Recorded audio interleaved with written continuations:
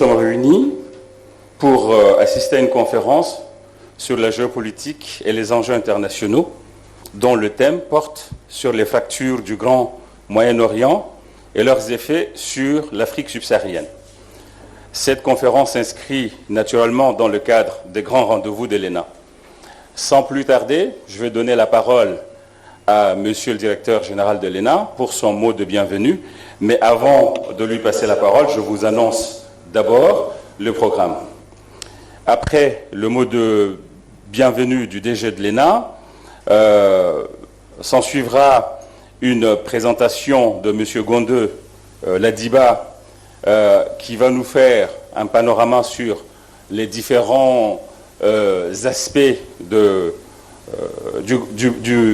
Grand Moyen-Orient, puisque ce n'est pas évident, Proche-Orient, Moyen-Orient.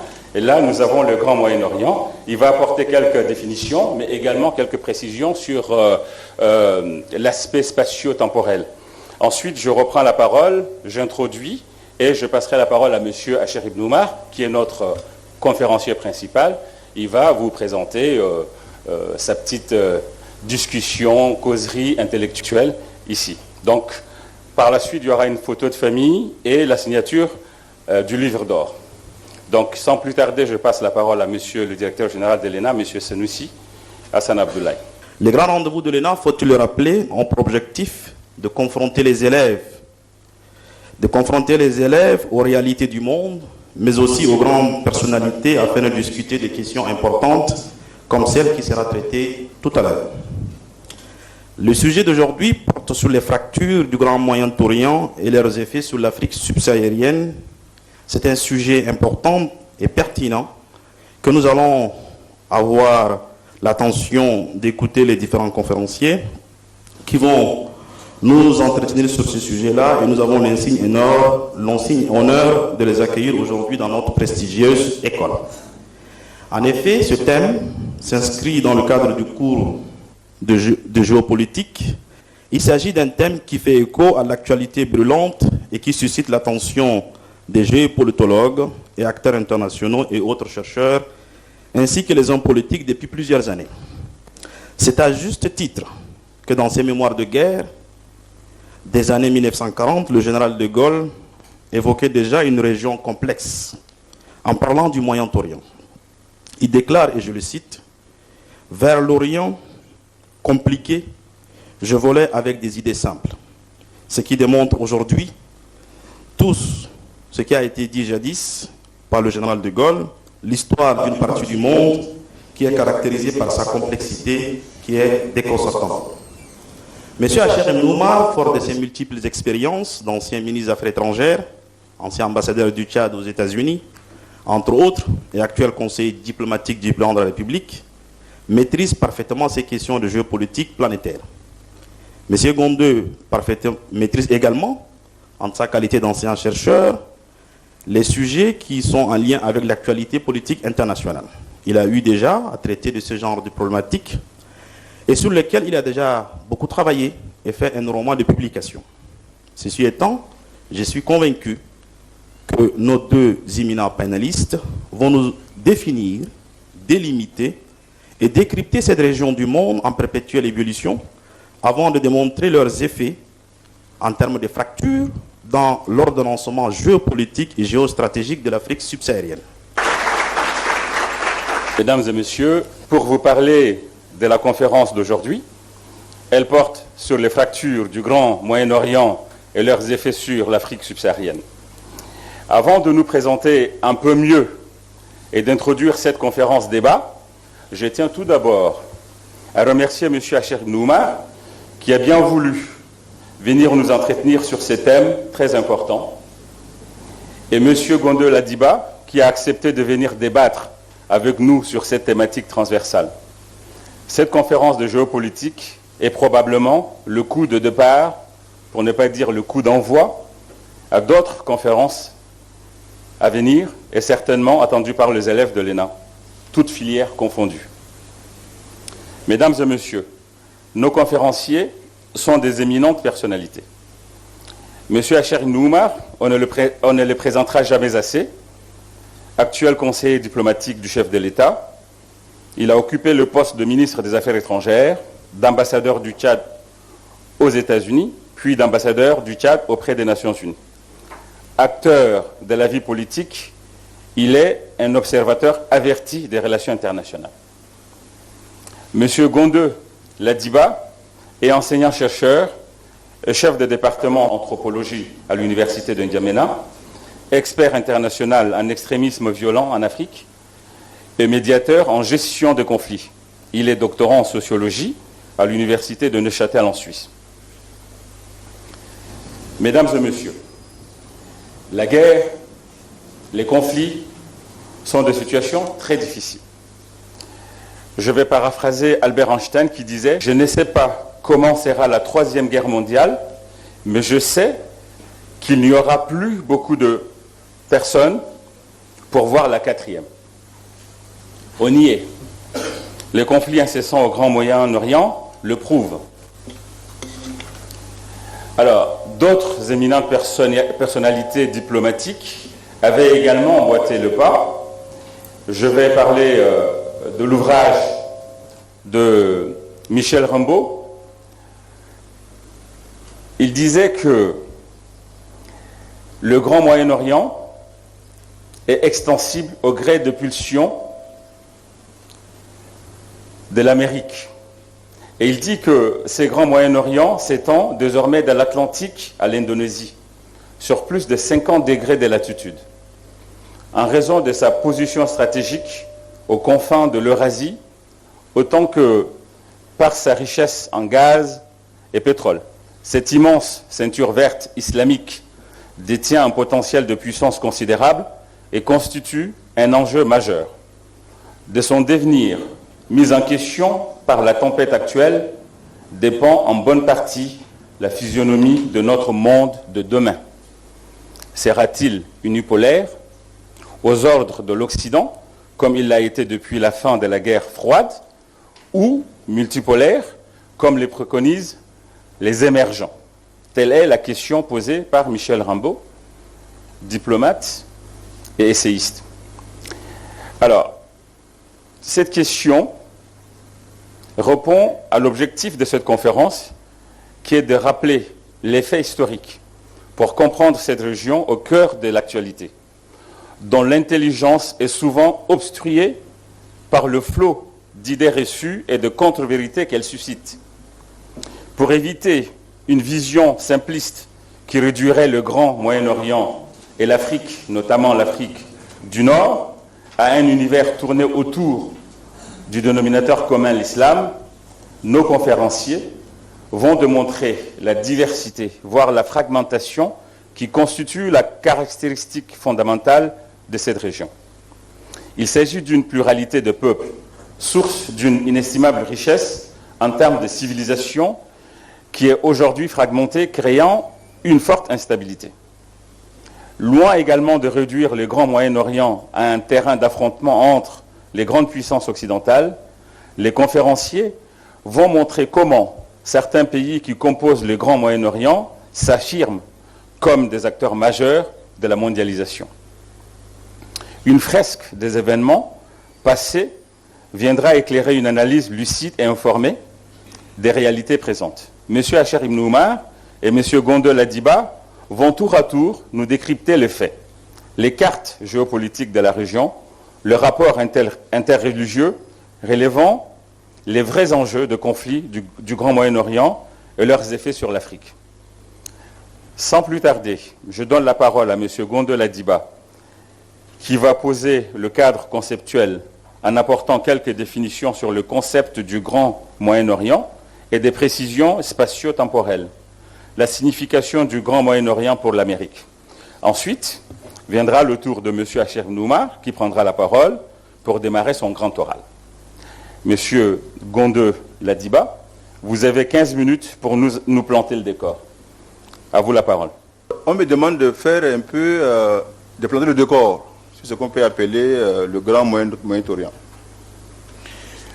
Il faut dire qu'en réalité, cet espace est un peu flou, et ça prend en compte une organisation géopolitique dictée par des intérêts stratégiques des États-Unis, notamment autour de la mer Rouge, donc toute la zone, on peut appeler Afrique blanche, et à quoi on adosse aussi les pays comme le Soudan jusqu'au Kenya, hein, l'Éthiopie compris, et tout l'ancien Moyen-Orient, hein, donc l'Irak, l'Iran, l'Arabie Saoudite et tout le reste, et jusqu'en Asie, et tout le bloc abandonné par l'ancienne URSS et qui est devenu maintenant indépendant. Ça, c'est un peu le décor brièvement qu'on peut dire.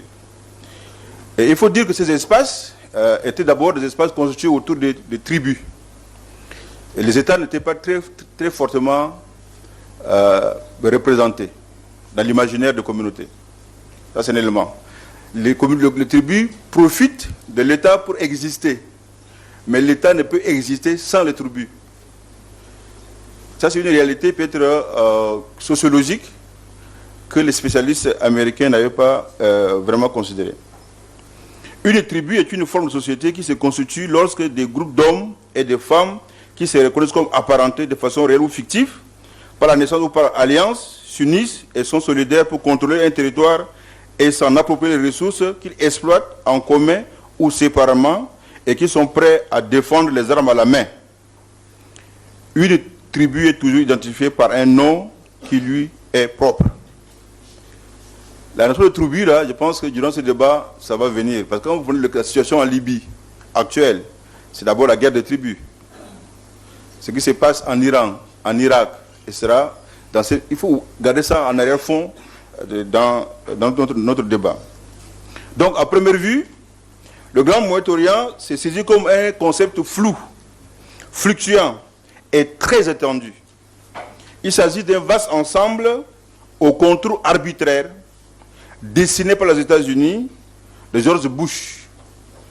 Il s'agit d'une appellation de circonstances répondant à la projection de la vision d'une puissance mondiale sur des espaces vitaux à ses intérêts.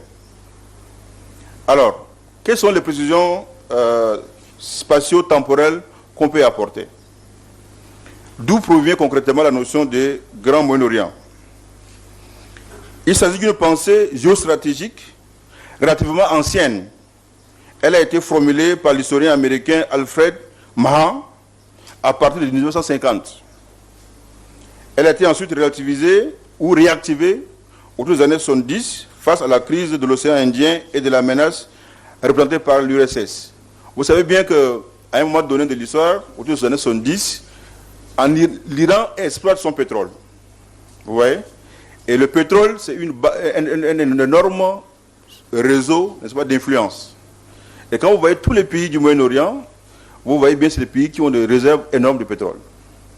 Et le pétrole était utile pour la stabilité interne des États-Unis, et pour son économie et son développement. Donc, il y avait la guerre froide aussi, la période de la guerre froide. Donc, il ne faudrait pas que l'URSS contrôle cet espace. Et les États-Unis vont veiller à ce qu'il n'y ait pas une emprise de l'URSS sur cet espace. Donc, on a considéré au départ la zone constituée autour du Moyen-Orient, de l'océan, l'Asie du Sud-Ouest, comme étant des zones de crise.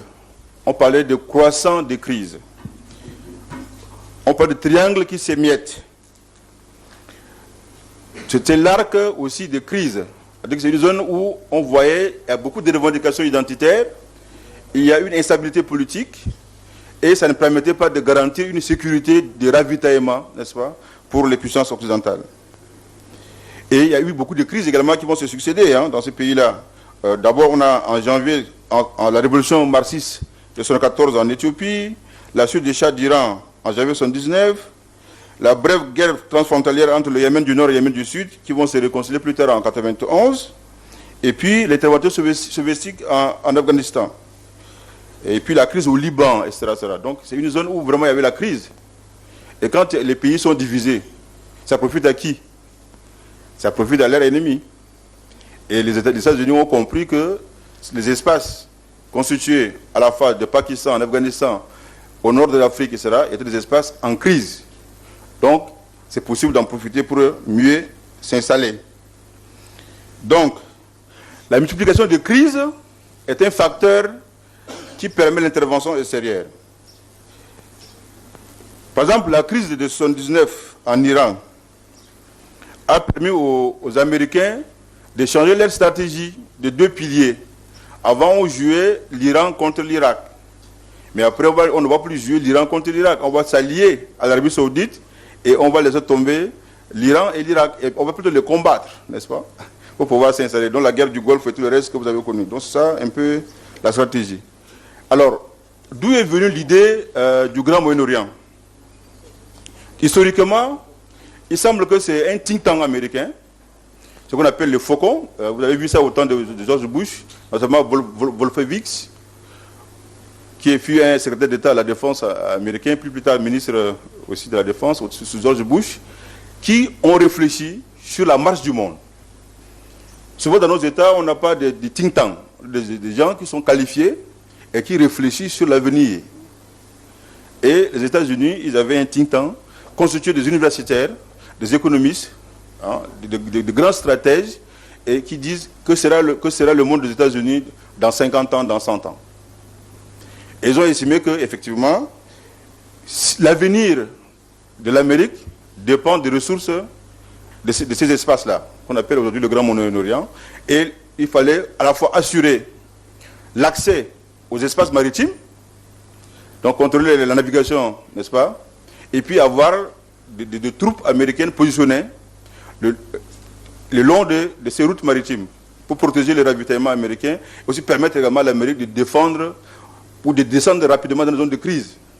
Donc, ces think tanks avaient fait une projection sur la puissance des États-Unis et ils ont réfléchi sur Project for the New American Century, donc le projet pour un nouveau siècle américain, donc les 100 prochaines années de l'Amérique.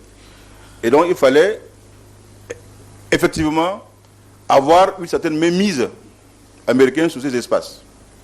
Donc provoquer, de certaine manière, une déstructuration de la société, une déstabilisation, je veux dire, des régimes, pour pouvoir ensuite positionner ces pions. C'est un peu ça. Et il y aura une occasion qui leur sera donnée à travers un rapport du PNUD intitulé « Rapport sur le développement humain dans les pays arabes ». Et ce rapport avait fait montrer que, effectivement, le monde arabe avait des problèmes de 3 ordres importants. Il y avait un déficit scolaire, donc très peu de gens étaient formés, éduqués. Il avait un déficit de liberté. Les gens n'avaient pas accès à la liberté, ils ne pouvaient pas s'exprimer, ils ne pouvaient pas manifester librement. Et puis, il y avait un problème de femmes. Donc, ils ont de l'égalité entre les genres. Donc, les femmes n'étaient pas émancipées. Donc, c'est les 3 éléments de constat de ce rapport des Nations Unies qui vont encourager les Américains à imaginer une initiative en faveur du Moyen-Orient. Et ils vont installer ce qu'on appelle le Middle East Partnership Initiative. Donc c'est un projet d'initiative pour le Grand Moyen-Orient qui vise, n'est-ce pas, à aider ces pays-là à renforcer les 3 éléments de faiblesse que sont l'éducation, l'accès au savoir, n'est-ce pas, la question de liberté et plus tard la question de la femme. Et ce sont ces 3 piliers-là qui sera un peu la poudrière en fait, puisque ça va provoquer, n'est-ce pas, un rejet total des intellectuels et des hommes politiques arabes qui ne voulaient pas adhérer à ces projets. Et les États-Unis vont être très malins. Ils vont essayer un peu d'intégrer l'Europe, le G8, n'est-ce pas, autour du projet. Ils vont accepter qu'il y ait un amoindrissement, n'est-ce pas, de certains aspects plus rigoristes, tels que les microfinances, tels que la démocratie, tout ça. C'est pas grave, mais il faut mettre l'accent sur la liberté, sur les droits de l'homme, sur la question de la femme, etc., etc. Donc, il faut émanciper la femme, la rendre plus libre. Et donc, en rendant la liberté aux gens, qu'est-ce qu'on fait? On déstabilise les pouvoirs. C'est un peu ça. Donc c'est un système un peu archaïque, vous avez dit, c'est un système tribal. Où, dans une tribu, le chef commande, n'est-ce pas? Et les autres, le reste suit. Mais quand on veut rendre chacun libre, eh bien, il n'y a plus un seul maître. Tout le monde devient son propre maître. Et donc, ça crée le désordre. Et ce qui va effectivement se passer dans ces différents pays-là. Alors, quelle est la signification du Grand Moyen-Orient pour l'Amérique? De nombreux chercheurs ont essayé de montrer que le Grand Orient est une vision géographique vague qui escamote l'identité arabe et la noie dans un ensemble géographique où se juxtaposent des histoires et des cultures différentes. Parce que vous voyez bien, entre l'Indonésie, donc Bangladesh, et l'Algérie ou bien la Tunisie, il n'y a aucune histoire qui les lie. Hein. Il n'y a aucune réalité tangible, à part l'islam, n'est-ce pas? Qui n'est même pas d'avoir le même islam, parce que l'islam n'est pas monolithique. Il y a beaucoup de courants qui traversent cet islam-là. Et donc, vouloir les mettre ensemble, les fondre ensemble, c'est à la fois aussi créer un conflit entre eux. Quand vous mettez ensemble des choses dissemblables, et qui peuvent cohabiter ensemble, ils ne peuvent pas cohabiter. Donc ça profite un peu aussi aux intérêts américains. D'autres ont constaté également que il existe un dénominateur commun entre ces groupes de population, à savoir leur fragilité. Donc c'est des espaces fragiles, des États fragiles. Donc ça c'est le dénominateur commun. Des États faibles. Riches mais faibles. Pour les États-Unis et les puissances occidentales, le projet d'un Grand Moyen-Orient représente un intérêt certain.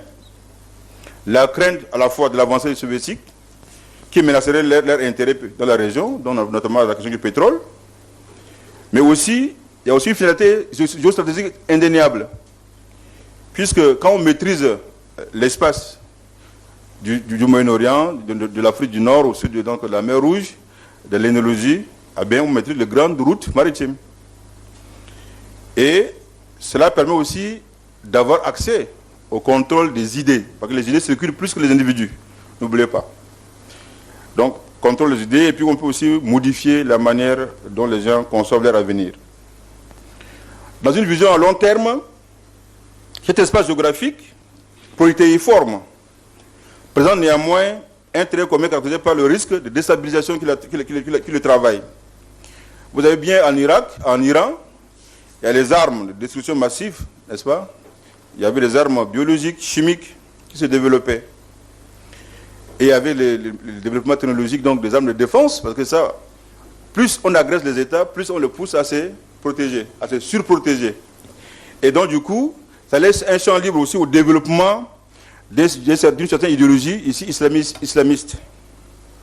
Donc l'islamisme va entrer également comme un recours de protection, n'est-ce pas, contre le mal ou le grand mal qui est l'Amérique.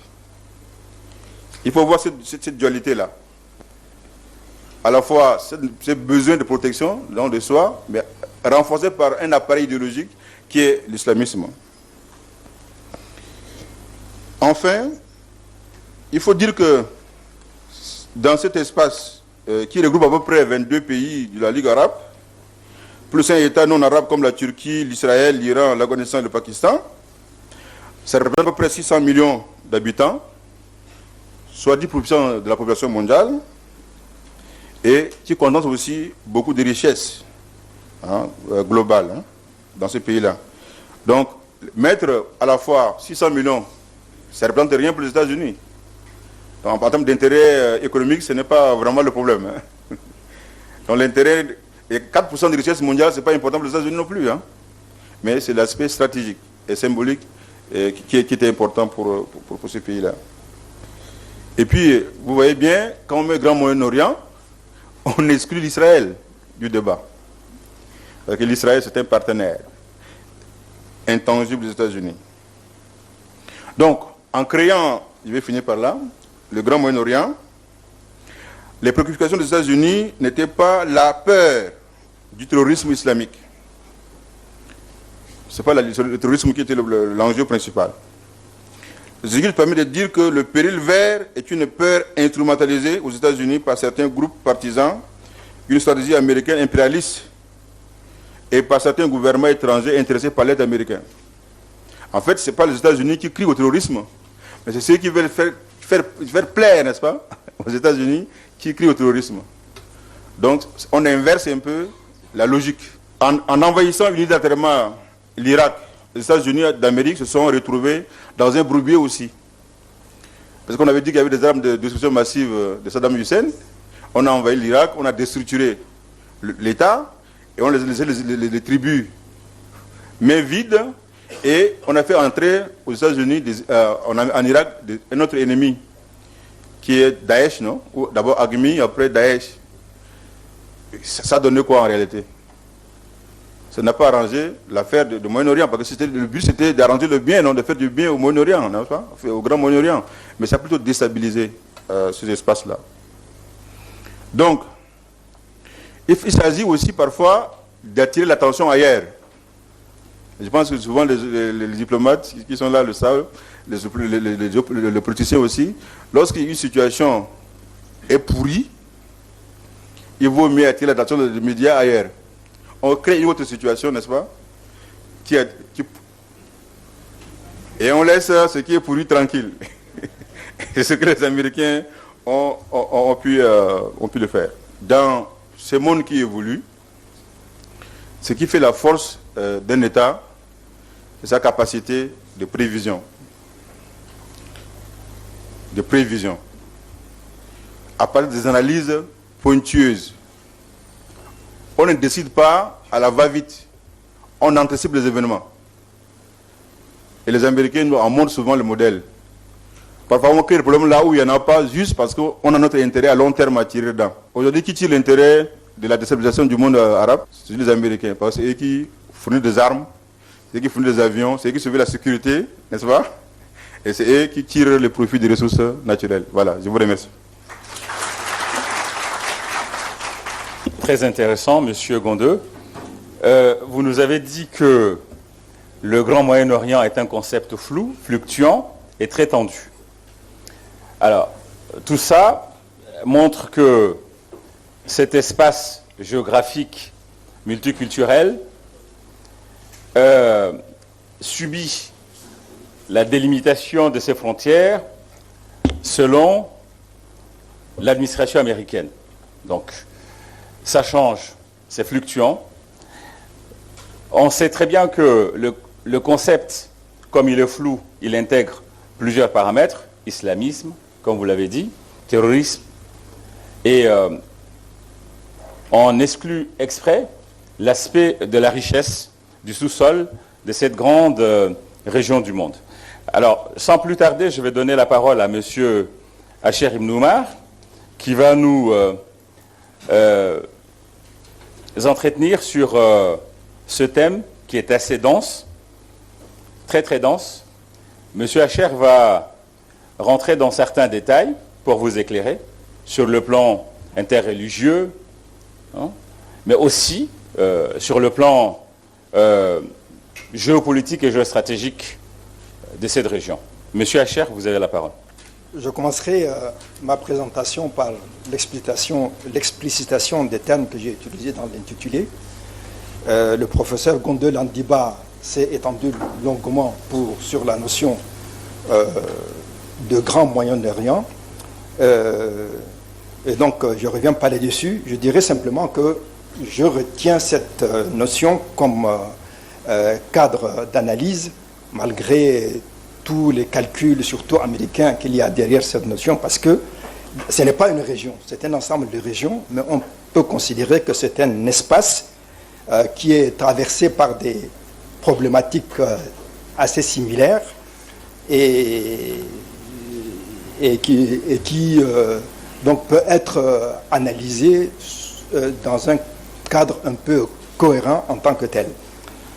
Le deuxième terme que je voudrais clarifier dans l'intitulé, c'est le terme de fracture. C'est vrai que dans tous les pays, il y a toujours la diversité ethnique, culturelle, religieuse. Et souvent, on dit que cette diversité doit être une richesse, surtout en Afrique. On a les raisons de le dire parce qu'on a la difficulté, la construction de l'unité nationale et de l'État national. Et donc, il faut positiviser cette diversité.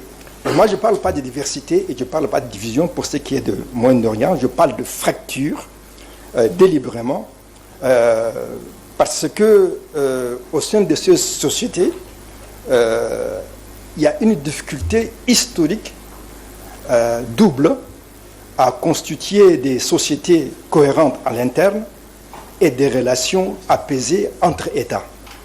Et ça semble vraiment réfractaire à toutes les solutions et les interventions et les schémas politiques et idéologiques. Et cela nourrit en permanence des conflits internes et des conflits entre les États.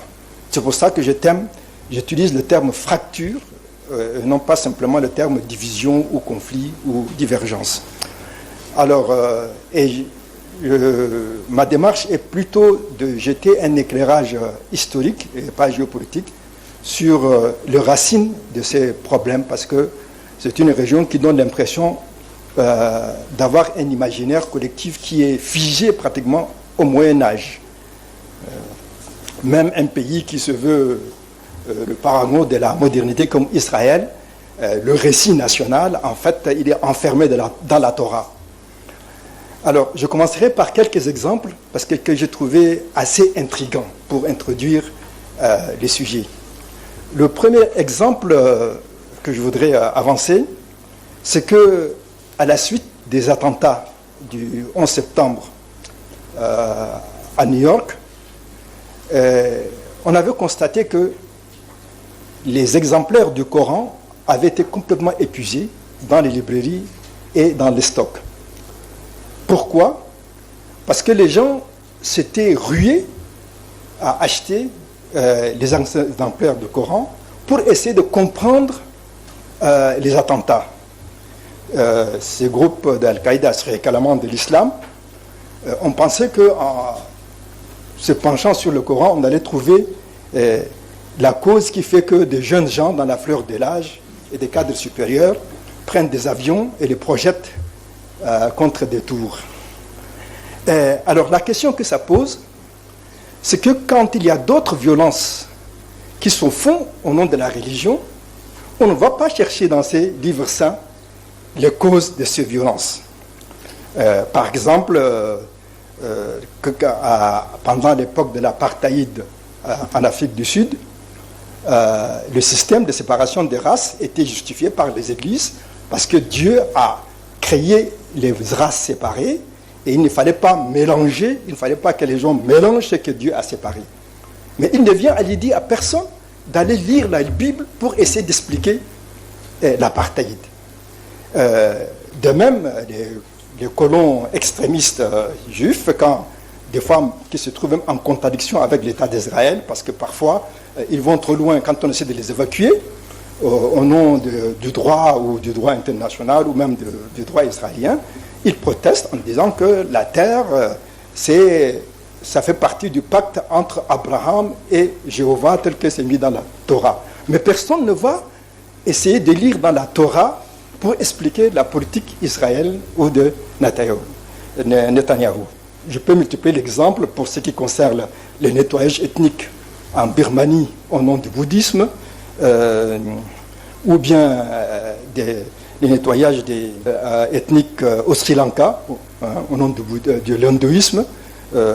Personne ne va chercher dans ces livres saints l'explication de ces sauvageries, où souvent on ne connaît même pas le nom des livres saints. Mais pour ce qui est de l'islam, on ramène tout au Coran, et même vous avez dans les médias et les think tanks, quand il faut parler de la Chine, on fait venir des économistes, des politologues, et dans d'autres régions. Mais quand il s'agit de la zone, disons, musulmane, on fait venir des spécialistes des religions. Comme en Afrique aussi, on est victime du même comportement où souvent on fait venir des spécialistes des ethnies et des anthropologues et non pas des économistes pour parler de nos problèmes parce qu'ils sont censés être fondamentalement de cette nature. Le deuxième exemple assez intriguant aussi, que je voulais souligner, c'est que en novembre 2017, le prince saoudien Mohammed ibn Salman a appelé ouvertement Netanyahou à lancer une guerre contre les Hezbollah au Liban. Et à cette époque, une chaîne israélienne a révélé que déjà en 2006, l'Arabie saoudite avait soutenu en sous-main l'attaque d'Israël contre les Hezbollah au sud du Liban, et même contre les frères, entre guillemets, palestiniens à Gaza, au nom de la lutte de l'ennemi commun à Israël et l'Arabie saoudite, qui serait le chiisme inspiré par l'Iran et représenté par le Hezbollah, et aussi l'autre ennemi commun récent, celui-là, c'est le courant des frères musulmans qui est incarné par le mouvement palestinien Hamas. Le troisième et dernier exemple aussi, qui me semble un peu intriguant, c'est le sultanat d'Oman. C'est le pays pratiquement le moins connu dans les pays du Golfe arabe. Et ce pays a toujours une attitude neutre, très modérée dans tous les conflits de la région. Et on se rend compte que la doctrine, l'école religieuse dominante à Oman, c'est ni le sunnisme, ni le chiisme. C'est une école minoritaire, peu connue, qu'on appelle l'ibadisme, l'ibadiyya en arabe, et dont la doctrine se trouve à mi-chemin entre le sunnisme et le chiisme. Donc, on a l'impression que ce centralisme, ce centrisme théologique conduit à une espèce de centrisme au niveau diplomatique. Alors, donc, dans cette région, on a l'impression que le facteur confessionnel et idéologique semble très déterminant en comparaison avec les autres pays du monde. Alors ailleurs, ces facteurs religieux et ethniques existent, mais souvent ils sont insérés dans un ensemble plus vaste, qu'on appellerait géopolitique, où intervient l'économique, le politique et parfois même les calculs électoraux. Donc, je pense que pour éclairer cette spécificité de la région, il faut remonter très loin dans l'histoire, mais ça serait un peu fastidieux, mais je pense quand même la Première Guerre mondiale est un point de départ et des références obligées.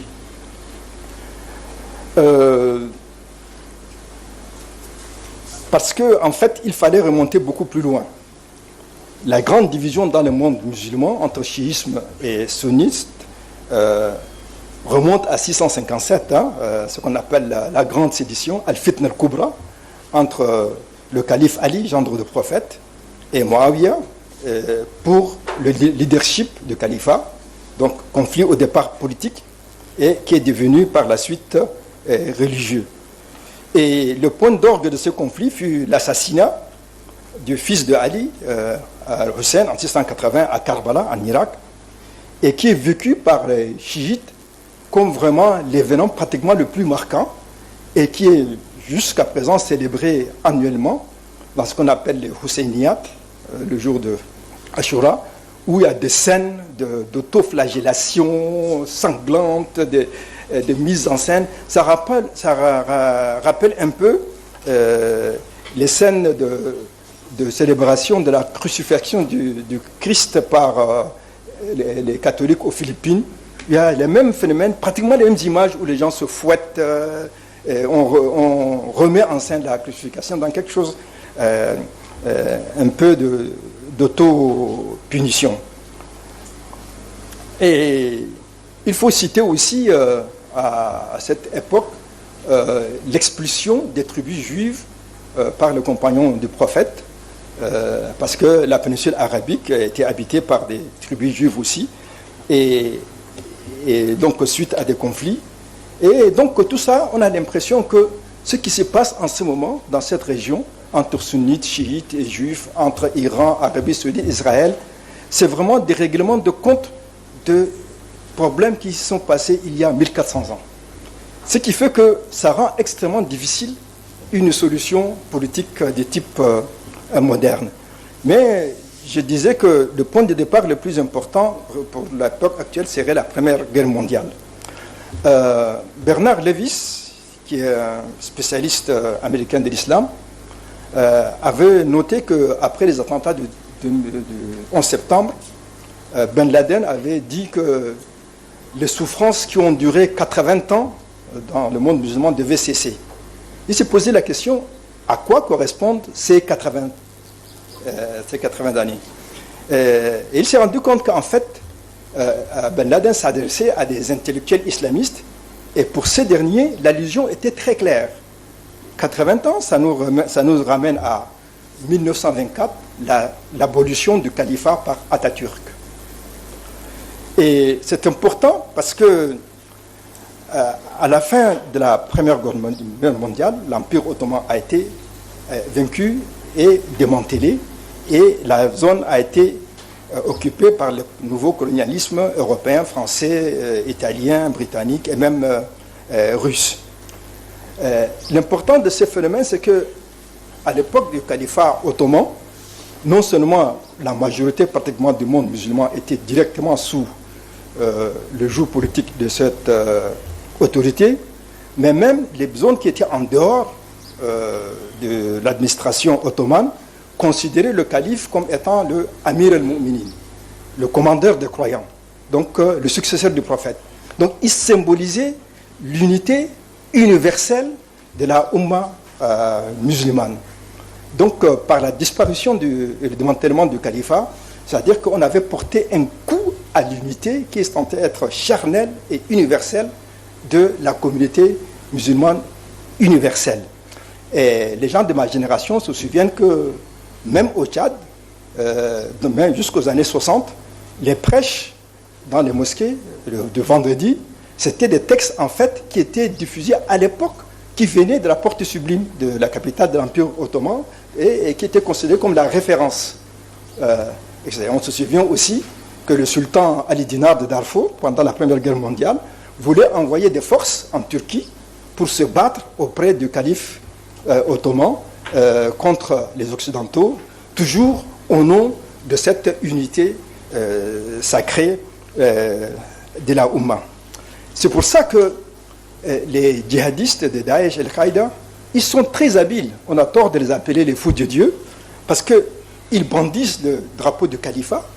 Abu Bakr al-Baghdadi se peut appeler calife, parce qu'ils savent la résonance sentimentale et idéologique pour les musulmans de cette notion.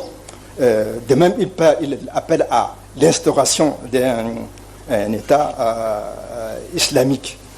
Et donc, alors, à la fin donc, de la dislocation de l'Empire ottoman et de l'irruption des colonialismes occidentaux dans la région, comme dans tous les pays colonisés, la question se posait de comment formuler la libération nationale et la construction des destins des peuples. Et c'est là que moi je pense que les acteurs de cette région ont vraiment raté complètement la marche de l'histoire. Parce que les réponses, les défis étaient réels, mais les réponses ont aggravé le problème et même créé ce que j'appelle des fractures dont on voit mal comment on va s'en sortir. Pourquoi je dis cela? Les réponses qui étaient amenées dans cet espace, en Afrique c'était le panafricanisme, qui était le flambeau pour reconstruire notre souveraineté après le colonialisme. Mais dans ces pays, dans cette zone, il y a eu trois réponses. D'abord le panarabisme, en tant qu'idéologie donc fédérative, avec ses variantes bassistes et nassériennes. Ensuite, le panislamisme, surtout représenté par les frères musulmans et de ce qu'on appelle l'islam politique en général. Et le conservatisme religieux dogmatique, basé sur le wahhabisme et le salafisme, comme on le voit en Arabie Saoudite. C'était les trois réponses qui étaient proposées pour donc reconstruire le destin des peuples. Or, ces trois idéologies posent de sérieux problèmes. D'abord, les droits idéologies nient les frontières nationales. La grande nation arabe, ça veut dire dissoudre les États tels qu'ils sont, dans lesquels il n'y a pas que des Arabes. Il y a des Kurdes, des Toubous, des Touaregs, etc. Et il nie, et évidemment, chercher à faire l'unité des musulmans en général, ça veut dire nier les frontières nationales. Donc, on veut construire des États avec des idéologies qui nient les frontières nationales. Deuxièmement, ça nie aussi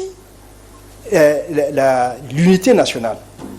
Parce que quand vous parlez de l'unité des musulmans, du coup, vous excluez les Coptes, les Juifs, etc., et qui ne sont pas négligeables dans des pays comme à l'époque l'Irak, l'Égypte, et même plus près de nous, en Libye, il y avait une colonie juive assez active. Vous niez la cohésion sociale à l'intérieur. Et surtout, vous empêchez la construction d'un espace politique national. Pourquoi? Parce que ces idéologies sont totalitaires, exclusives les unes des autres.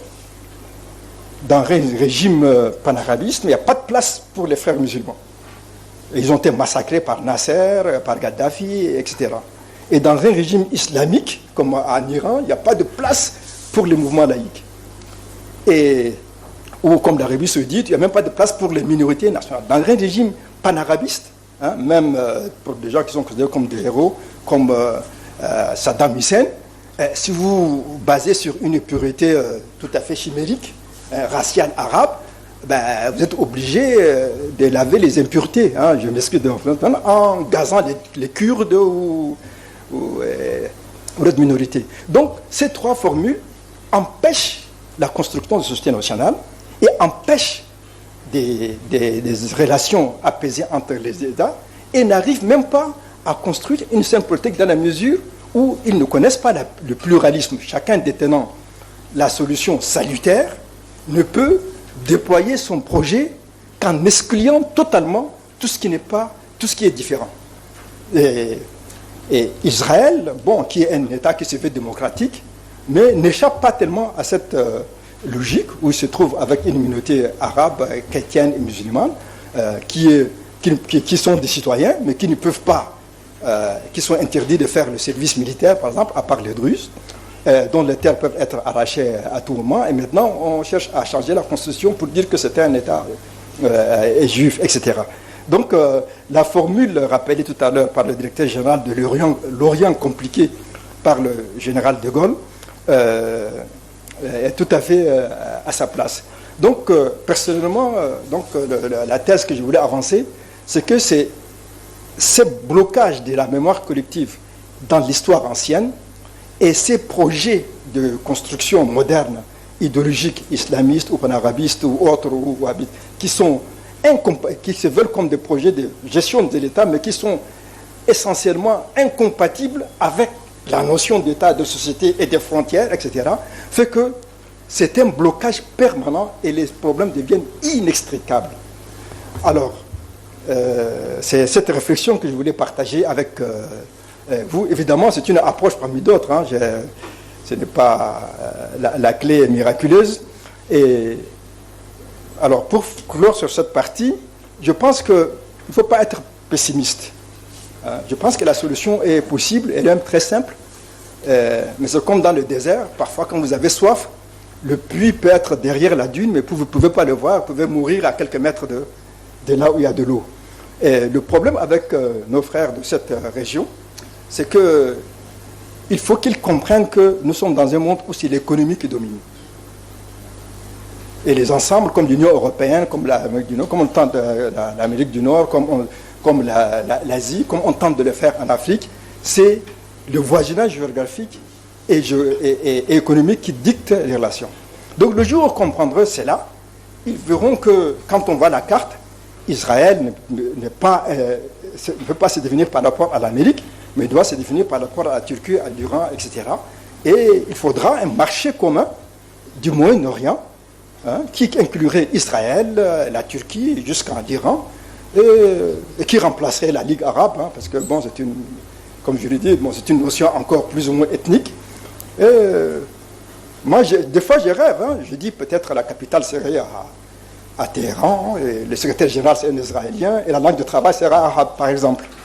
Je pense que tant qu'ils n'arrivent pas à comprendre qu'ils sont sur un seul territoire qui est assez réduit, et à des impératifs économiques, on va rester dans venger les Juifs de Khaybar, ou bien l'assassinat de Hussein, etc., etc.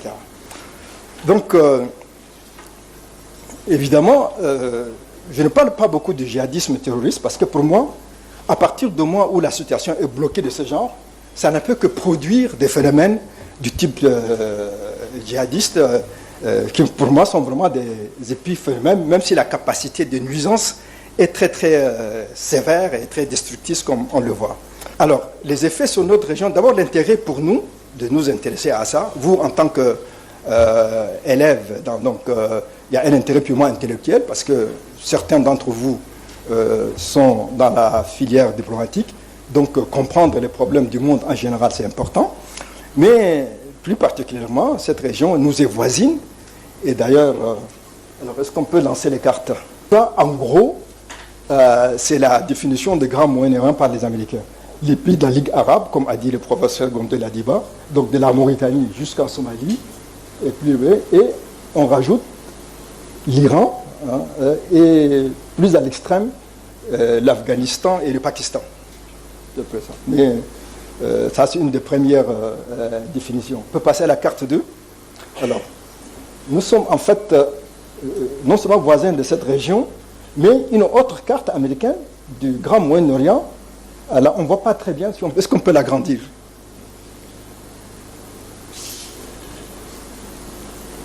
Où on voit qu'en fait la limite sud, ça coupe le Soudan, ça coupe le Tchad en deux, ça coupe le Niger nord Mali.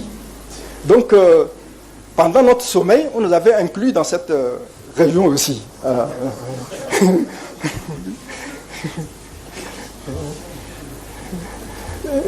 Et donc, donc ça nous concerne en tant que région voisine avec les interprétations diverses, humaines, religieuses, culturelles, etc. Mais aussi les divergences doctrinales entre les différentes écoles théologiques musulmanes ont un écho direct dans nos pays d'Afrique subsaharienne de façon assez compréhensible.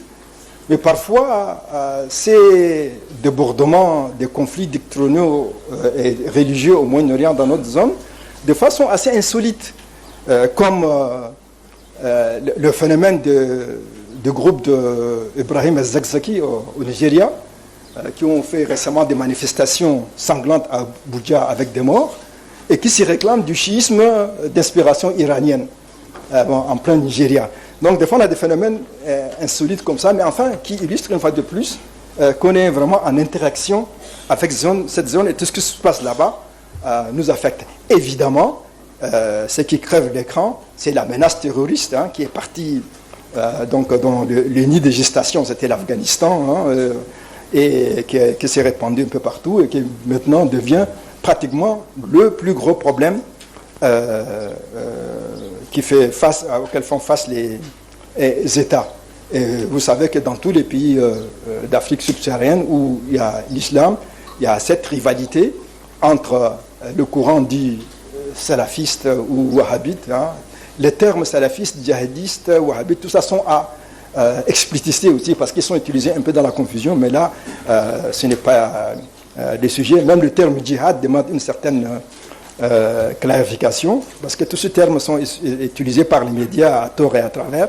Mais en tout cas, donc il y a cette rivalité entre le courant dit salafiste, ou qui se disent eux-mêmes s'appellent Ansar al-Sunna, et l'islam dit des confréries, et qui est représenté au Tchad pratiquement par la Tidjania, et où la polémique est parfois assez forte, et des fois on en vient même aux mains. Et donc, ça nous concerne directement. Bon, il n'y a que ce qu'on appelle l'islam politique, représenté par le courant des frères musulmans, qui est très peu présent dans l'Afrique subsaharienne, à part le Soudan. Bon, mais le Soudan, c'est un cas particulier parce que tous les courants idéologiques qui existent en Orient et même dans le monde sont présents au Soudan. Je crois que c'est un des rares pays encore où il y a un parti communiste qui a une voix très forte, par exemple. Et même il y a un mouvement des comités révolutionnaires d'inspiration gaddafiste qui est encore très actif au Soudan. Une espèce de musée des idéologies du monde, nos voisins soudanais. Mais pour les autres pays, il n'y a pas l'influence de ce qu'on appelle l'islam politique, qui est représenté par l'islam, les frères, le courant politique des frères musulmans. Donc nous avons essentiellement à faire face à l'antagonisme doctrinaire, qui est pacifique, parce que ce sont des joutes oratoires entre théologiens, mais quand même qui porte potentiellement le risque de violence, et surtout, même sous sa forme pacifique, par les thèses qu'il avance et la surenchère de purisme, de rigorisme, met à mal le principe de laïcité et de vivre ensemble dans un pays comme le Tchad, où, je ne sais pas, vous l'avez appris, il n'y a pas que des musulmans. Moi, je dis ça en plaisantant, mais c'est pas seulement une plaisanterie parfois. Alors, la deuxième menace, évidemment, c'est la menace terroriste. Alors, malheureusement, c'est une menace qui commence à devenir pratiquement centrale et qui définit pratiquement tout le reste. Et pour surtout la section diplomatique, des élèves ici qui sont appelés à animer notre diplomatie dans les années à venir, doivent comprendre que vraiment ça devient un facteur très marquant dans la formulation de nos politiques. C'est pour ça que quand le président Idriss Déby avait pris la décision d'envoyer les forces tchadiennes au Mali, à l'époque, le bien fondé de cette décision n'était pas évident. Certes, il y avait la stabilité de ce pays frère qui était menacé par le groupe terroriste, mais on pouvait faire quand même des réserves, voire des critiques. Pourquoi? D'abord, le théâtre des opérations au Nord Mali était très éloigné du Tchad. Et nos pays n'appartiennent pas à la même sous-région. Nous sommes dans la CAC, le Mali c'est la CEDEAO. Et notre armée était déjà aux limites de ses capacités de déploiement, avec la crise au Darfour, en Libye, en RCA, et la crise naissante dans le bassin du lac Tchad. Et il y a aussi le fait que nos finances publiques commençaient au même moment à se réduire, avec la chute du puits de pétrole, l'ampleur des chantiers d'infrastructures, les exigences syndicales et sociales. Et on était à l'époque à 2 ans des élections de 2016, donc ce n'était pas un choix facile. Et puis il y avait aussi l'absence de mandat de l'ONU. Donc on ne pouvait pas bénéficier des financements dans le cadre du maintien de la paix. Bon, c'est venu par la suite, mais quand même au départ c'était assez lourd. Et enfin, nos troupes aguerries, d'accord, mais ne sont pas familières avec le terrain du Nord Mali, qui est inconnu, au relief très difficile, et surtout les configurations conflictuelles locales sont très très très complexes. Mais avec le temps, la priorité de la lutte anti-terroriste dans la politique et la diplomatie s'est imposée comme une évidence pour tout le monde maintenant. Si on devait refaire le débat sur l'envoi des troupes au Mali ou pas, avec le recul, personne ne ferait de critiques en ce moment.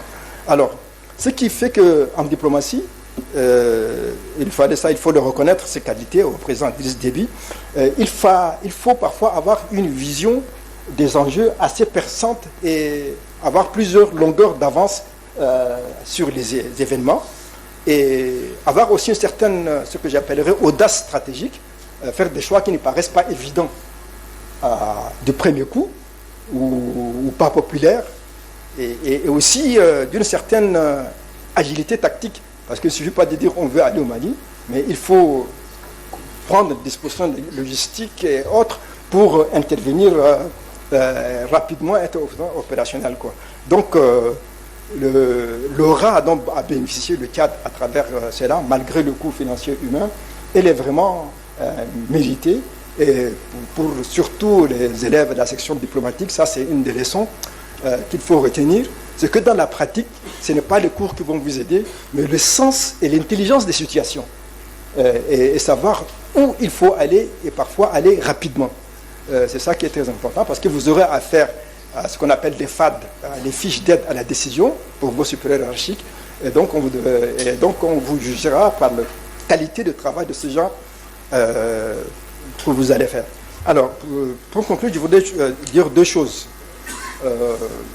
D'abord, ce qu'on a dit sur le Moyen-Orient et sur le terrorisme ne doit pas nous amener à penser que nous sommes victimes de phénomènes purement extérieurs. C'est le phénomène du radicalisme religieux et des conflits intercommunautaires et même du terrorisme à des soubassements internes, sociaux, économiques et de gestion politique aussi, il ne faut pas avoir peur de le dire. Et donc la solution aussi passe par des solutions internes, parce que c'est trop facile de dire, bon, on est victime de terrorisme, parce que la notion de djihadisme international fait que on a affaire à une nébuleuse comme une bande de criquets qui vient d'on ne sait pas d'où. Donc il faut vraiment tenir compte de la dimension interne et parfois dans la motivation même de jeunes qui vont dans ces groupes-là.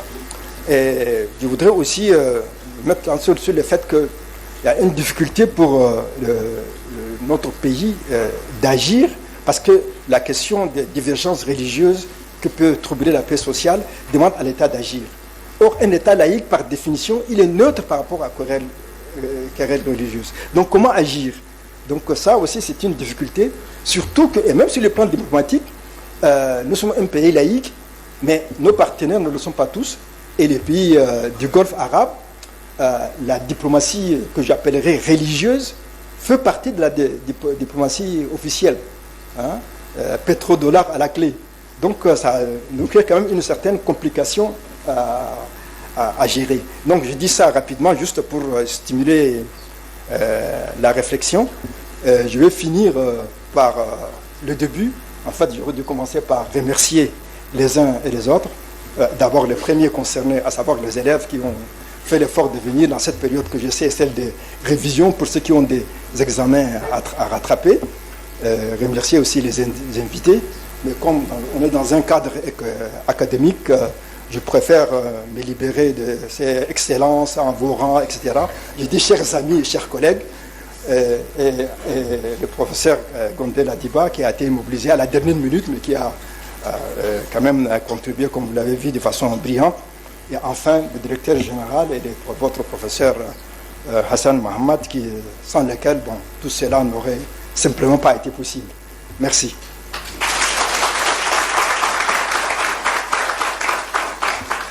Merci beaucoup, Monsieur Acharif Noumar. Vous nous avez livré une conférence très riche en faits historiques. Votre prédécesseur nous a aussi fait grâce de quelques définitions sur ces grands Moyen-Orient. Je ne veux pas monopoliser la parole. Je vais tout de suite donner la parole d'abord au corps professoral, mais surtout plus aux élèves qui seront très intéressés à vous poser certaines questions pour lever l'équivoque sur certaines compréhensions. Donc, on va ouvrir une première liste de 5 questions et on prendra d'autres après. Moi, c'est Dr Ousmane Ouzibé, enseignant permanent à l'INA. Alors, une question liée au premier exposant, c'est par rapport à la doctrine de Paul Wolfowitz. Vous avez expliqué tout à l'heure que les Américains avaient pensé comment gouverner le monde dans 50 ans, dans 100 ans. Si nous essayons de revisiter à travers vos exposés les 2 dernières décennies, c'est-à-dire à partir de 2000 maintenant, est-ce que les causes même de l'exacerbation du terrorisme à travers le monde ne sont pas liées finalement à la doctrine de Paul Wolfowitz? Ça, c'est la première question. La deuxième, c'est au second exposé au ministre M. Acher Ibn Oumar.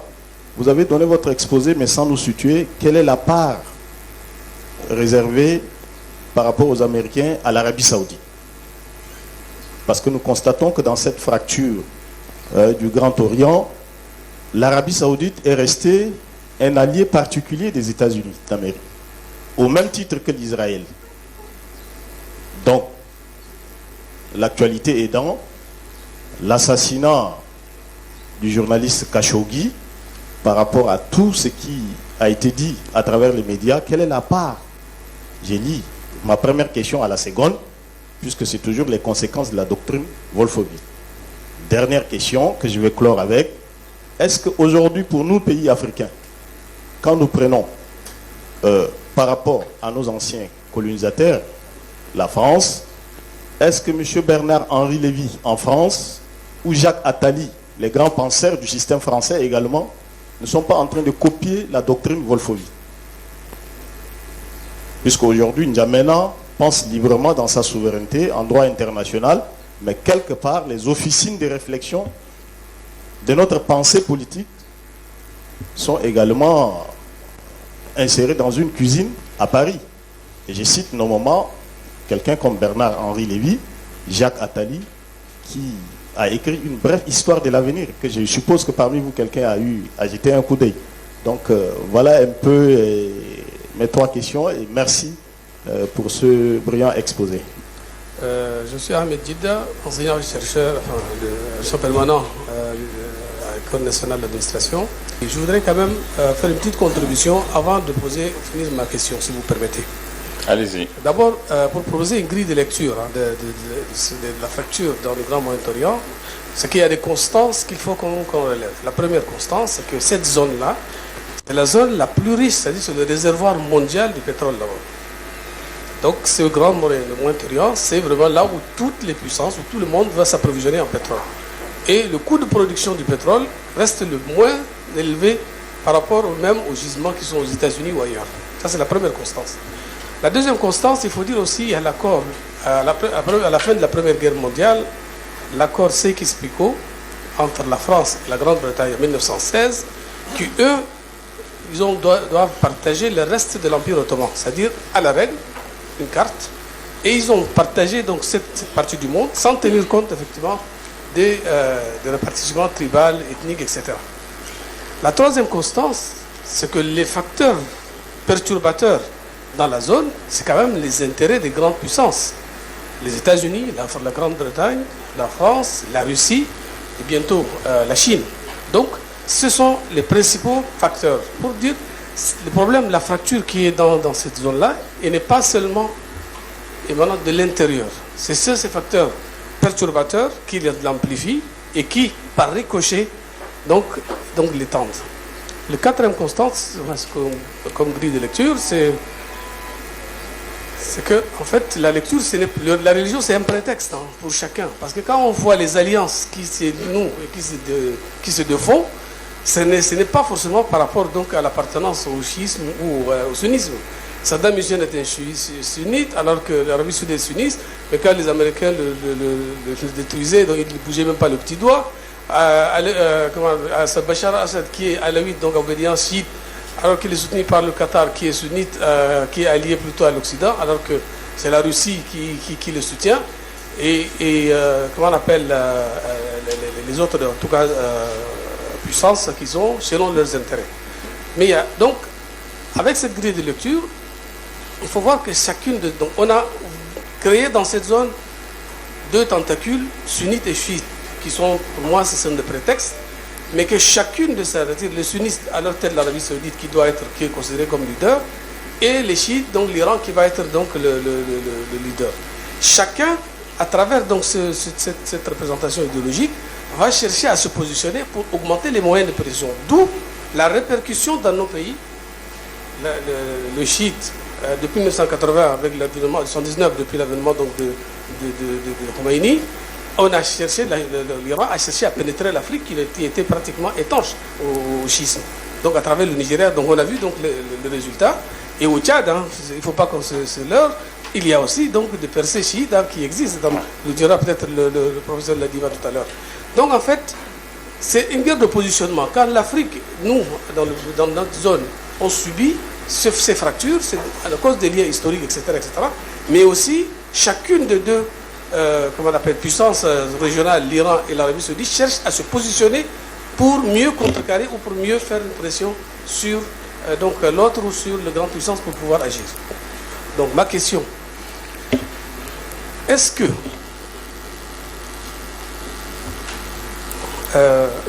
la solution, d'après tout ce que j'ai dit, est-ce que la solution va sortir seulement de changement de perception, comme l'avait dit M. Achir Boulouma, en disant qu'il faut pouvoir penser économie d'abord pour pouvoir trouver la solution, sachant que les positions entre les puissances, la Russie et la Turquie, les puissances émergentes également, la Turquie qui est un grand acteur, qui qui pèsent dans la balance. Est-ce que c'est suffisant pour pouvoir donc trouver la solution dans cette zone-là? La deuxième question, par rapport à nos pays, Afrique subsaharienne, nos États, quand même, ils doivent prendre des initiatives pour ne pas être toujours subir. Nous, on continue à subir tout ce qui se passe dans le monde. On subit les Nations Unies, on subit FMI, Banque mondiale, on subit, je sais pas, toutes les structures, on subit également ce qui se passe. Est-ce que les Africains eux-mêmes ne peuvent pas se prendre en charge parce que les problèmes sont là. On a des terreaux, comme l'avait dit. Pourquoi ne pas... Est-ce que nous n'avons pas cette responsabilité de réfléchir à comment s'en sortir ou éviter d'être contaminés par les dégâts collatéraux de ce qui se passe donc, dans le Grand Montréal? Je vous remercie. Je m'appelle Youssouf. Est-ce que vous ne craignez pas qu'il y aura une destruction du tissu social dans les pays d'Afrique par l'installation de ces entreprises capitalistes? Merci. Je suis Aflegem Samuel Akia de la carrière études territoriales. J'ai deux petites questions, mais la première est déjà prise en compte par le premier intervenant du côté des élèves. Je vais juste compléter en demandant quelles sont les dispositions prises au niveau national pour faire face aux effets de fractures du Grand Moyen-Orient. Donc on va essayer de répondre déjà à ces questions. Et les effets sur le Tchad, moi je vais plus hasarder un peu sur la question de rétablissement de l'accord avec Israël. Quand vous voyez bien, les pays arabes, ils sont où? Ils sont tous déstabilisés. Hein? Vous voyez un peu? Les pays arabes sont déstabilisés aujourd'hui. Et donc, stratégiquement, comme disait le ministre, le Tchad a vu, face aux amis faibles, qu'est-ce qu'on cherche? On recherche des amis forts, non? C'est pas ça? Et Israël, je pense, c'est une autre porte d'entrée pour le Tchad dans de bonnes grâces des États-Unis. Donc en s'alliant à l'Israël, d'une certaine manière, on fait de la diplomatie. Oui ou pas? Puisqu'on a des amis faibles. Donc ça, un ami fort. Ça va répondre tout simplement. Donc c'est une vision stratégique. Parfois on ne comprend pas tout de suite, mais il faut voir ça. Parce qu'en face, il n'y a plus personne. Le désert. D'accord? Alors, le monde arabe, c'est pareil. Hein? Tout à l'heure, vous l'avez expliqué. C'est les amis faibles. Et la question de Youssouf, oui, la logique marchande est toujours là. Vous voyez, c'est ça les intérêts. Moi, je dis simplement ça. Donc pour moi, ce n'est pas... la question n'est pas là. La question n'est pas là. Et aujourd'hui, on ne peut pas aussi nous vivre en vase clos. Hein, l'Afrique ne peut pas vivre en vase clos. On est obligé de nous ouvrir aux autres. N'est-ce pas? Mais c'est à nous de savoir quels sont nos intérêts dans nos relations avec les autres. Mais si on se laisse dicter nos intérêts par les autres, ça va toujours faible. Donc, ils n'ont pas peur que l'Afrique soit déstructurée ou que les tissus sociaux soient en lambeaux. Nous sommes dans un monde qui évolue. On ne peut pas refuser l'évolution. Hein. Ça s'impose à nous. Nous, en sociologie, on parle souvent de bricolage. Hein. Nous sommes une société de bricoleurs. Il n'y a pas de pureté. Il n'existe pas une culture pure. On fait des emprunts partout. Dans l'Afrique aujourd'hui, qu'on ne le veuille ou pas, la manière dont nous vivons notre foi religieuse en 2019, c'est de la même manière en 1930 ou 1950. Ça a évolué. Hein. Ce que nous vivons, ce que nos parents ont vécu, c'est plus la même chose. Donc on le veut ou pas, on évolue. Et donc nous sommes toujours en train de faire du bricolage.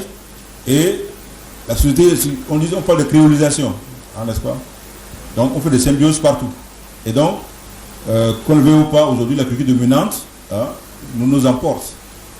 Je peux dire comme ça. La culture dominante aujourd'hui, c'est quoi? C'est l'Amérique. Même l'Europe est dominée par ça. Même si la Chine maintenant revient en force, mais un Chinois pense comme un Américain d'abord. Hein, il me semble.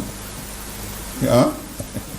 Voilà. Donc, on est obligé Je crois, à mon point de vue, d'être dans ça. Et je m'arrête là, tout simplement. Merci.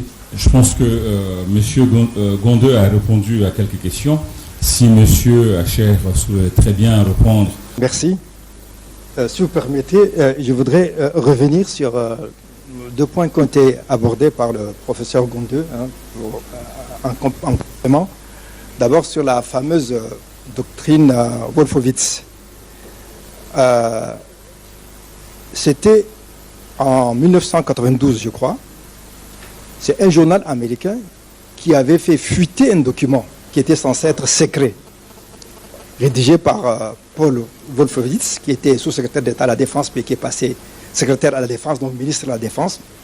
Et ce document, comme avait rappelé le professeur, projetait la vision et la politique mondiale américaine pour les décennies à venir.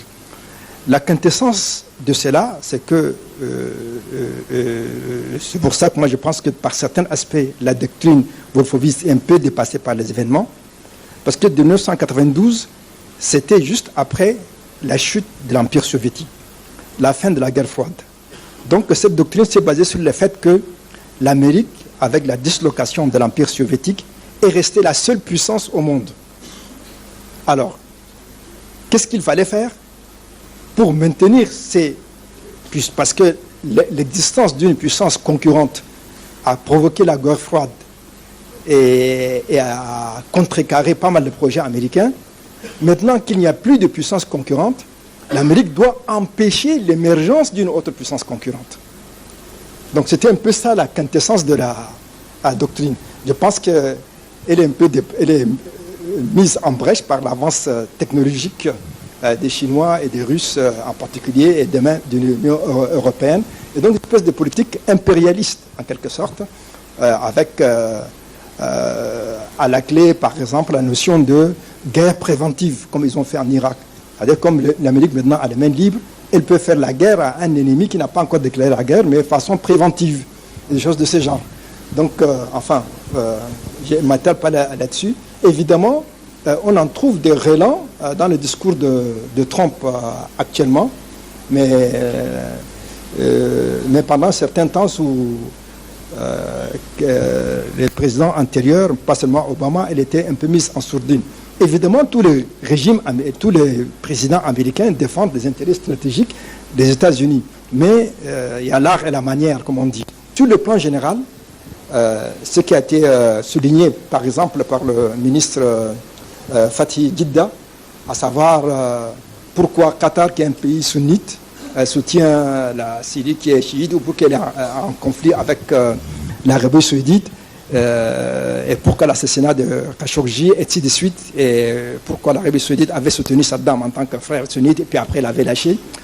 Il y a un journaliste libanais qui a dit, pour comprendre le Moyen-Orient, il faut abandonner certaines sagesses universelles. Par exemple, partout ailleurs dans le monde, on dit « l'ami de mon ami est mon ami ». Il dit au Moyen-Orient « l'ami de mon ami, c'est mon ennemi ». Et il a dit « l'ennemi de mon ennemi, ça peut être mon ami ». Il a dit au Moyen-Orient « l'ennemi de mon ennemi, c'est encore mon ennemi ». Donc, il n'y a pas de logique d'alliance, tout peut se renverser. Donc ça, c'est ça revient toujours à ce facteur de complication. Mais sur le plan plus concret, par rapport aux luttes d'influence, il ne faut pas réduire évidemment à l'affrontement sunnite-chiite. Il y a plusieurs courants. Même il y a le courant des frères musulmans, il y a le courant du wahhabisme conservateur. Il y a d'autres courants, même de sunnisme, qui rejettent le leadership de l'Arabie saoudite. Donc c'est beaucoup plus complexe que cela. Mais politiquement, c'est qu'il y a eu un renversement d'alliance. Jusqu'à très récemment, le courant conservateur wahhabiste sunnite porté par l'Arabie saoudite était allié avec le courant des frères musulmans de l'islam politique contre le courant nationaliste représenté par Gaddafi et Saddam, le courant panarabe. Et il s'est passé quelque chose d'assez mystérieux. Il y a eu un renversement Et l'Arabie saoudite maintenant se trouve beaucoup plus proche de régimes presque anti-islamiques comme ceux de Sisi ou bien comme Haftar en Libye. Et l'ennemi maintenant devient les frères musulmans. Alors, ce n'est pas par hasard. Et si Khashoggi était assassiné de la façon horrible qu'on le fait, il fallait l'éliminer parce que Khashoggi, les gens ne le savent pas, il est affilié aux frères musulmans et un saoudien. Alors, le problème de l'alliance s'est brisée entre les saoudiens et les frères musulmans pour deux raisons. Pour une raison interne, c'est que avec depuis 1979 et la révolution iranienne et l'éveil islamique qu'on a dit, la contestation à l'intérieur de l'Arabie saoudite est portée par les frères musulmans ou des gens proches d'eux. Et ceux-là sont plus dangereux que les courants qui se réclament de la laïcité ou du libéralisme occidental. Parce que ceux-là sont minoritaires dans la société saoudienne. Alors le courant des frères musulmans, il tient le même discours religieux que l'Arabie saoudite. Mais en disant, on parle de l'islam, on est d'accord, mais la famille royale ne respecte pas l'islam. Donc ça devient beaucoup plus dangereux parce que ça sape la légitimité même du pouvoir.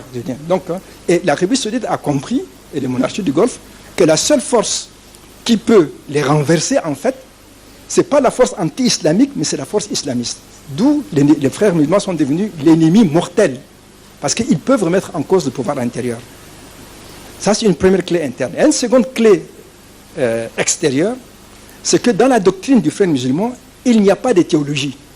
Les frères musulmans, ils ne se veulent ni sunnites, ni chiites, même s'ils sont sociologiquement des sunnites, ni soufistes, ni autres. Ils parlent de l'islam en général. Donc pour eux, l'Iran est un allié.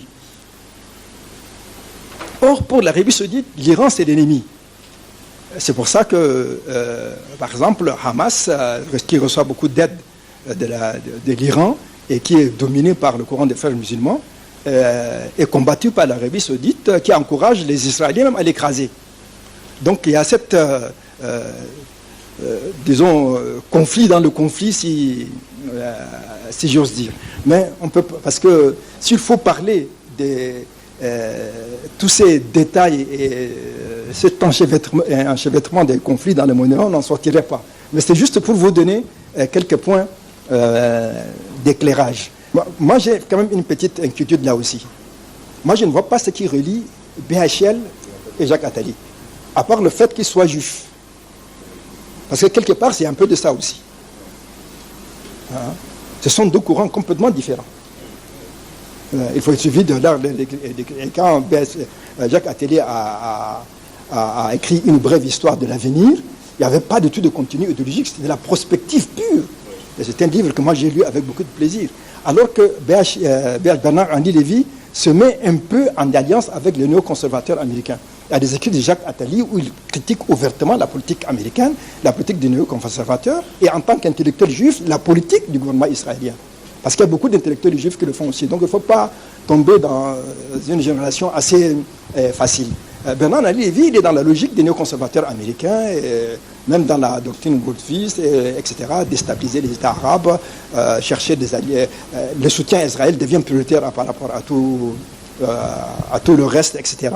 Bon, maintenant sur la question ce que j'avais abordé, je ne vais pas revenir dessus, mais ça a été posé, à savoir la solution, la priorité à l'économie.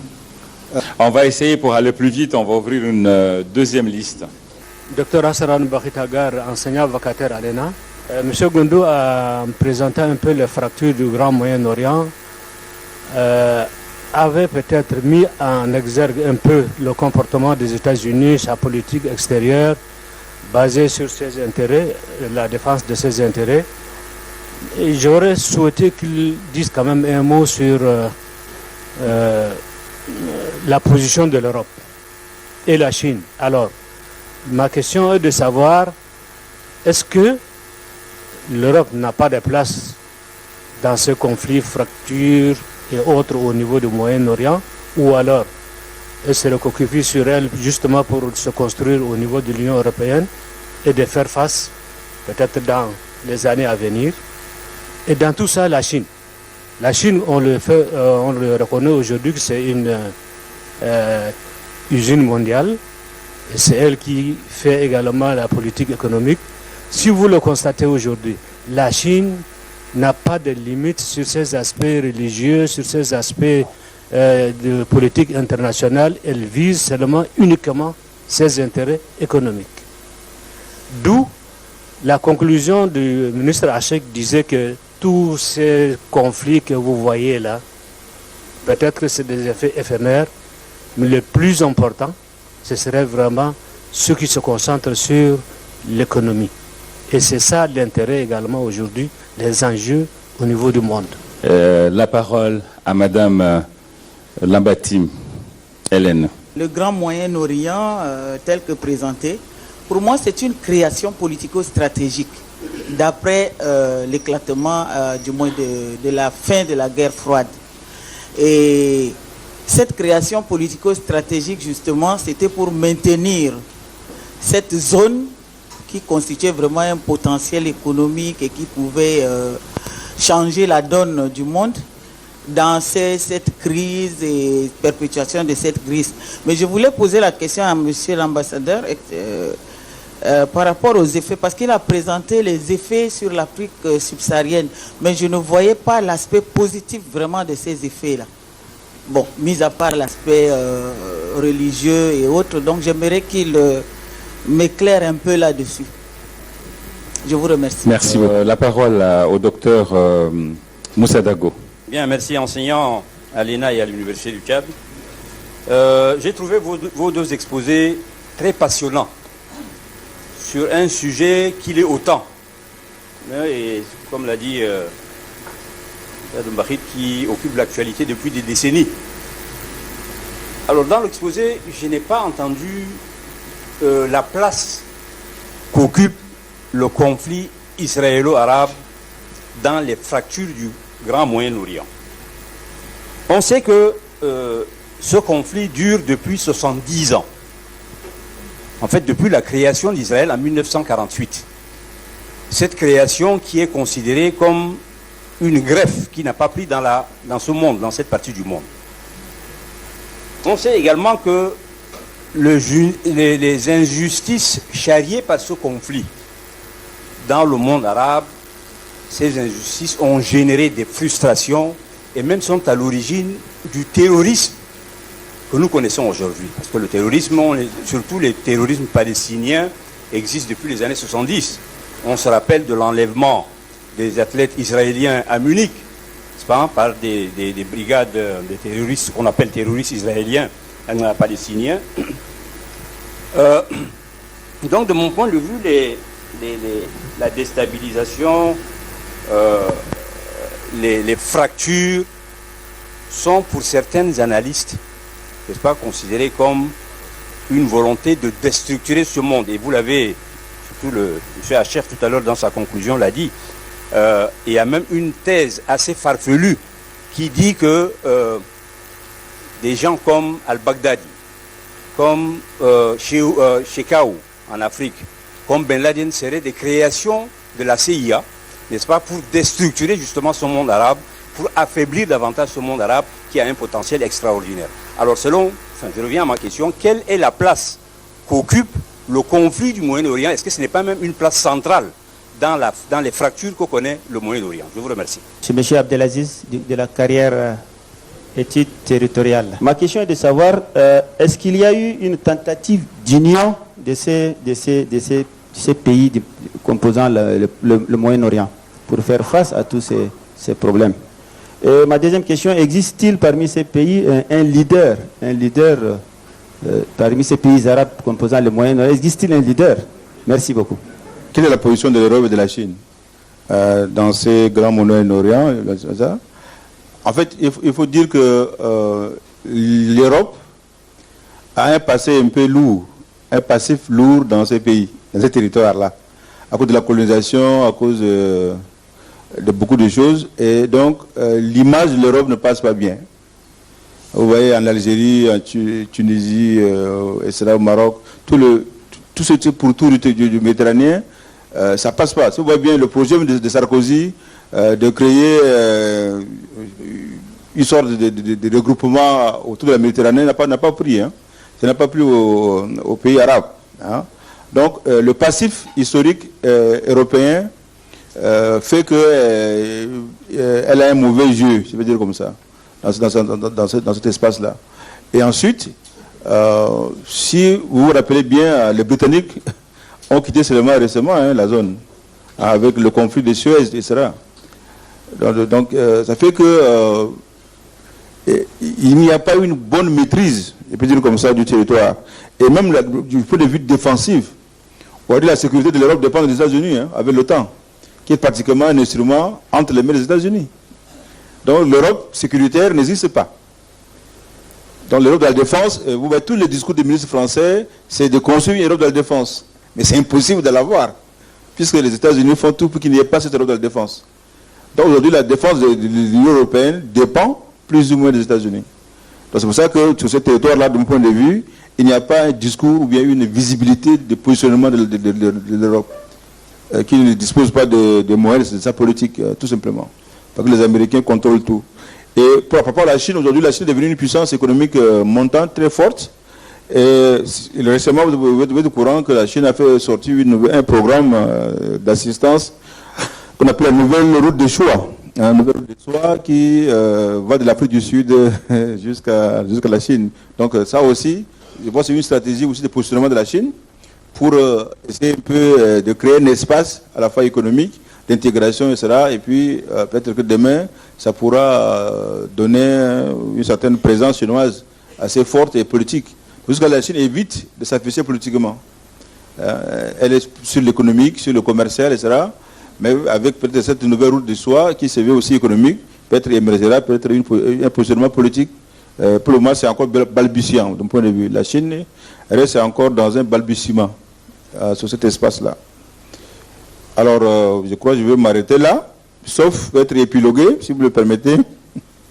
Je vais me permettre d'épiloguer un peu sur la question du docteur Dago, Moussa Dago, par rapport à la place de conflit israélo-palestinien. Je pense que le ministre complétera ce que je veux dire. Moi, je pense que, en fait, dans la stratégie américaine, c'est d'éviter de parler de ce conflit. On fait tout, mais on ne parle pas de ça. On ignore même ce conflit.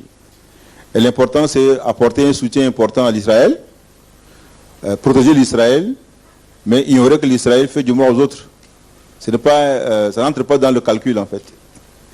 Donc, l'intérêt des États-Unis, c'est d'abord protéger l'Israël, qui n'est que, je peux dire, le prolongement naturel des États-Unis, quoi. À cause de ces moyens aussi. L'Israël n'est pas seulement Israël comme territoire. L'ambassadeur disait que c'est un petit pays, mais non. Israël, ce n'est pas la terre d'Israël seulement, c'est toute la diaspora israélienne. Et c'est ça qui est plus fort. Et c'est l'économie mondiale, en fait. Et donc, aucun gouvernement américain ne peut s'en prendre à l'Israël. Sinon, il s'effondrait, je vais dire comme ça, d'une certaine manière. Voilà. Donc, je pense qu'il y a cette réalité-là, qu'il faut voir. Israël n'est pas un territoire seulement localisé en Israël, mais c'est tout l'ensemble de sa diaspora, qui va de l'Afrique au reste du monde, et qui est plus importante, et qui a... Bon, là, on parle de plutocrate, n'est-ce pas, à une époque, mais qui a une richesse énorme, et qui dispose de beaucoup de moyens de pression sur les États. Et donc, là, il faut voir Israël dans sa diaspora. Et donc, je crois que c'est cette raison-là qui fait que les États-Unis évitent tout d'aborder la question sur l'angle de conflit palestinien israélo-arabe. Madame Hélène, on a parlé que des effets négatifs de cette situation de Moyen-Orient, parce que on l'a vu uniquement sous l'angle des conflits.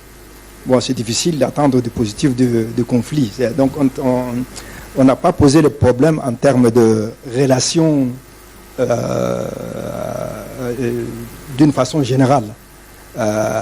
Sinon, nous, en tant qu'Africains, et surtout ceux de la rive sud du Sahara, nos voisins immédiats, c'est cette région-là, l'Afrique du Nord et le Moyen-Orient. Et donc, déjà, la carte géographique peut donner des indications sur le potentiel des bénéfices, surtout sur le plan économique. Vous prenez un pays tel que l'Égypte, avec presque 100 millions d'habitants, où ils ont une crise permanente d'alimentation, surtout en viande. Imaginez qu'au Tchad, on arrive à évoluer à partir de notre élevage traditionnel, je dirais même archaïque, à un élevage moderne, avec des abattoirs et des avions frigorifiques et tout ça. Rien que le marché égyptien, mais ça peut remplacer pratiquement le pétrole tchadien. Si on part des pays tels que ceux du Golfe, de plus en plus, ils auront moins besoin de main-d'œuvre non qualifiée, parce que les gens du Bangladesh, des Philippines, autres viennent, acceptent des salaires que les Africains n'acceptent pas. Mais ils ont besoin de main-d'œuvre semi-qualifiée, tels que les infirmiers, les aides à la personne d'une façon générale, l'hôtellerie et tout ça. Or, nous, notre diaspora, notre immigration dans ces pays-là, elle n'est pas formée du tout. Et même informelle, les gens vont à l'aventure parce qu'il y a le grand-père du cousin de la fille qui est là-bas, et ainsi de suite. Donc, s'il y avait une politique sélective d'envoyer une immigration de main-d'œuvre semi-qualifiée, suivant les besoins de ces pays, là aussi, vraiment, on a des gisements d'opportunités énormes. Je peux multiplier les exemples de ce genre, mais effectivement, là, on doit faire le constat que le bénéfice positif n'est pas évident, et même quand ça paraît positif, il y a toujours des inconvénients. Par exemple, le problème des ONG humanitaires islamiques au Tchad et en Afrique a été abordé dans le livre du professeur Gonde Diba, qui a été mentionné, je crois, en introduction, l'émergence des ONG islamiques au Tchad. Bon, ces ONG, ils font beaucoup de travail, etc. Mais bon, mais en même temps, elles ne sont pas très bien contrôlées par l'État et on ne mesure pas l'impact de leur action sur le tissu social, etc. Et donc, il y a vraiment des garde-fous à mettre de ce côté-là. Donc, je pense qu'il y a un potentiel vraiment très positif qu'on pourrait exploiter, et sans compter qu'ils ont beaucoup d'argent qui dort dans les banques occidentales, européennes et tout ça. Et bon, ils ne veulent pas investir en Afrique parce qu'il y a une instabilité, et puis ils ne savent pas qu'est-ce qu'il faut faire en Afrique. Bon, à part faire des dons. Or, ce sont des pays désertiques, ceux du Golfe en particulier, et qui ont grand besoin en produits alimentaires. Si on arrive à les convaincre que les investissements ne vont pas dormir dans les banques, mais pour faire des projets agricoles, par exemple ici modernes, pour exporter des céréales chez eux, je pense qu'on peut les attirer. Mais le problème chez nous, au Tchad, moi je le disais récemment à un jeune qui devait m'interroger pour une web radio, c'est que notre attitude de Tchadien en général, la société tchadienne, État compris, a un effet répulsif sur les investissements extérieurs, même sur le tourisme.